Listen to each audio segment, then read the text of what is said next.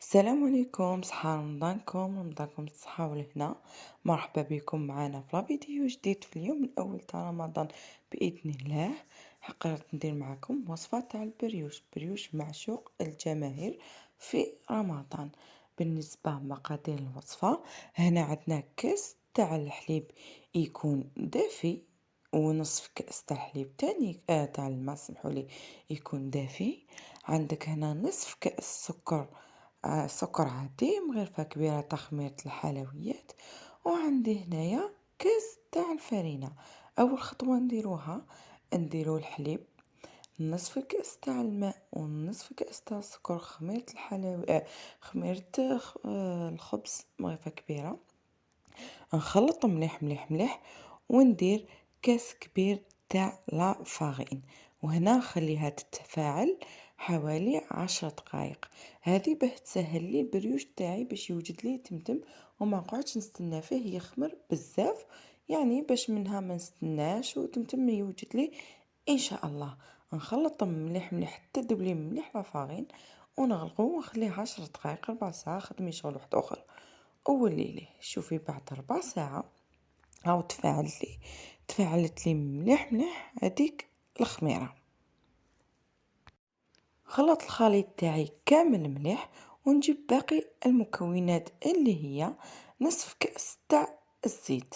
نخلطو مليح، عندي نص باكي تاع خميرة الحلويات ماشي باكي كومبلي.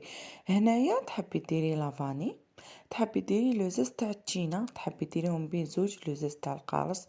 انتي واش حبيتي؟ انا درت لافاني ودرت هنايا لوزاز تاع التشينا. وما ننساوش الملح في البريوش في هذا مرحلة باه ندير الملح ديالي.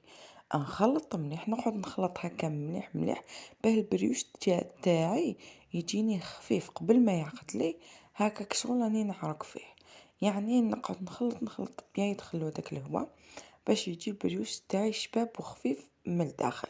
نقعد نخلط بيان بيان ومن بعد نعجنو غير شويه كما راكم تشوفوا حتى تنضم لي العجينه ديالي. هنا خدمت بيدي خلاص، يعني شدت العجينه بدات تشد، نبدا نخدم في يدي ونضمو. هنا البريوش تاعنا راكو عارفين باش ينجح لنا البريوش لازم يكون جاري. شوفوا يدي مازالها تتلاصق، يعني حتى نعاود غسلتها ووليت ليها ومازال تتلاصق، وانا نعرق فيه غير بالعقل، يعني نسيس فيه واحد 2 دقائق ولا 3 نسيسوه ما فيها والو. ندهن هاد الصحفه تاعي بالزيت، ونحط العجينه تاعي حتى تولي لي ليس هكايا. نحطها تخمر ساعه، ما شاء الله خمرت ولات. شوفوا كيفاش ولات بعد ساعه خليتها. تحبوا ساعه ساعه ونص بريوش، كل ما خمرتيه يجي مليح، وكل ما خلي يعني خليتيه جاري ماشي يابس يجيك تاني ما شاء الله. شوفي العجينه كفاني نلعب بها. هنا قسمي العجينه تاعك كيما تحبي نتيا. انا هنا شفتو مع الاول في بداية الفيديو درتهم كشغل بريوشات اطوال، حشيتهم بالمعجون، وهنا حشيهم نتيا واش تحبي. شعلي الكوشة، ما تنسيش قبل ما تبداي الخطوة شعلي الكوشة. البريوش يحب الكوشة تكون سخونة. هنايا دهنت السنيوة تاعي تاني بالزيت، وبديت نفتح فيهم، ودرت حوالي نصف ملعقة صغيرة تاع الزبدة ودهنتهم في الوسط. دوك تشوفوا كيف هنا هكا كمية صغيرة تاع الزبدة ماشي حاجة كبيرة، يعني ما يا ربي نصف مغرفة.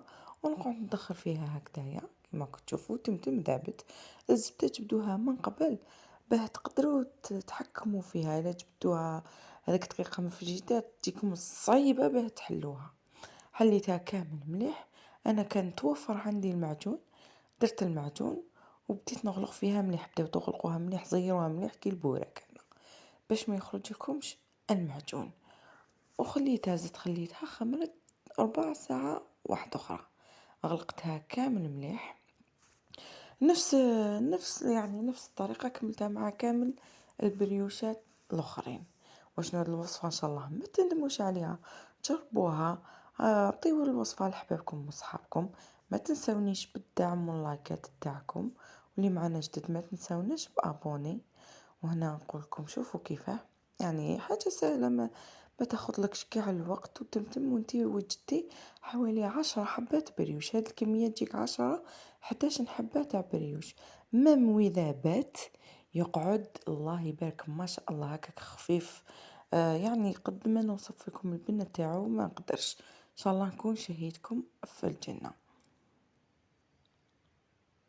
هكا قلت لكم انا نزيد نخليه يخمر 4 ساعة وندهنو بصفار البيض.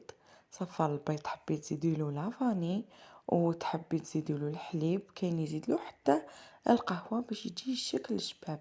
انا نديرلو غير يعني نديرلو غير كمية تاع لافاني باه يطلق ريحة مليحة. هنايا خلاص هنا خمر لي شوفوا. دوك نديرلو كامل بياض البيض وندخلو الكوشة ديالي. اللي ما تحبش ديرلو سكري لاص من الفوق ديرلو تدلو السكر ولا ديرلو مع ولا اللوز ايفيني ولا كيما تحبي. هاوليك الشكل تاع البريوش تاعي بعد ما طابلي. ان شاء الله قلت لكم شهيدكم في الجنة في هذا اليوم الاول تاع رمضان. شوفوا كيفاش جا خفيف فريشة. قلت ديريه ان شاء الله وما تندميش عليه. وشاركي الوصفة مع احبابكم وصحابكم واستناونا في وصفات الجاية ان شاء الله. صحة فطوركم والسلام عليكم ورحمة الله وبركاته.